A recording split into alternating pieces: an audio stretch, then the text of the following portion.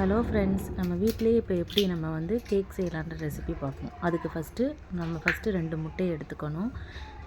2 முட்டையை வந்து ஃபஸ்ட்டு வந்து எடுத்துகிட்டு பீட் பண்ண ஆரம்பிச்சிடணும். அதுக்கப்புறம் நெக்ஸ்ட்டு நம்ம என்ன எடுக்கணும்னா, ஒரு வெண்ணிலா எசன்ஸ் கொஞ்சோண்டு அதில் சேர்த்துக்கணும். நெக்ஸ்ட்டு நம்ம என்ன பண்ணணும்னா, 1 கப்பு சுகர் எடுத்துக்கணும். அதை நல்லா பீட் பண்ண ஆரம்பிச்சிடணும். அது நல்லா மெல்ட் ஆகி வரணும். அதுக்கு நான் வந்து என்னுடைய பிளெண்டர் மூலமாக வந்து பிளெண்ட் பண்ணிக்கணும். நல்லா வந்து சாஃப்டாக சேர்த்து அதுக்கப்புறம் நெக்ஸ்ட் என்ன பண்ணணும்னா, 1 கப்பு பால் எடுத்துக்கிறேன். 1/2 கப்பு பால் அதிலே வந்து மறுபடியும் மிக்ஸ் பண்ணிக்கிறேன்.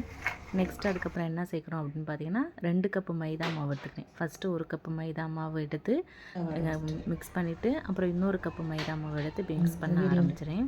நெக்ஸ்ட் அதுக்கப்புறம் என்ன பண்ண போகிறோம் அப்படின்னு பார்த்தீங்கன்னா, பேக்கிங் சோடா கொஞ்சோண்டு, பேக்கிங் பவுடர் கொஞ்சோண்டு அதை மிக்ஸ் பண்ணி கலக்க ஆரம்பிச்சிடணும். இடையில வந்து நான் எண்ணெய் விட்டுட்டேன். 1 கப்பு எண்ணெய் வந்து சேர்த்துக்கணும். அதிலே வந்து நம்ம சேர்த்துக்கணும். எண்ணெய் வந்து தேவைப்படுறதுக்கு எண்ணெய் சேர்த்ததுக்கப்புறம் நல்லா பிளெண்ட் பண்ணி மாவு எல்லாமே வந்துங்க அதனுடைய பேட்டரி வந்து ரொம்ப சாஃப்டாக ஸ்மூத்தாக வந்துடணும். கட்டி இல்லாமல் அப்படியே வந்து நம்மளுடைய ட்ரேயில் வந்து பார்ச்மெண்ட் பேப்பரை போட்டு அதில் எண்ணெயை தடவிட்டு அதில் வச்சோம்னா ப்ரீ ஹீட் பண்ணிட்டேன். ஆல்ரெடி வந்து ஓவனை 180 டிகிரி வந்து 10 நிமிஷம் ப்ரீ ஹீட் பண்ணிவிட்டு அதுக்கப்புறம் என்ன பண்ணிங்கன்னா, ஓடிஜியில் வந்து 180 டிகிரி வந்து 30 மினிட்ஸ் வச்சேன். அப்புறம் பேக்கிங் ஆகலை, மறுபடியும் 40 நிமிட்ஸ் வச்சேன். அப்புறம் விப்பிங் க்ரீம் எடுத்து மறுபடியும் பிளெண்ட் பண்ண ஆரம்பிச்சேன்.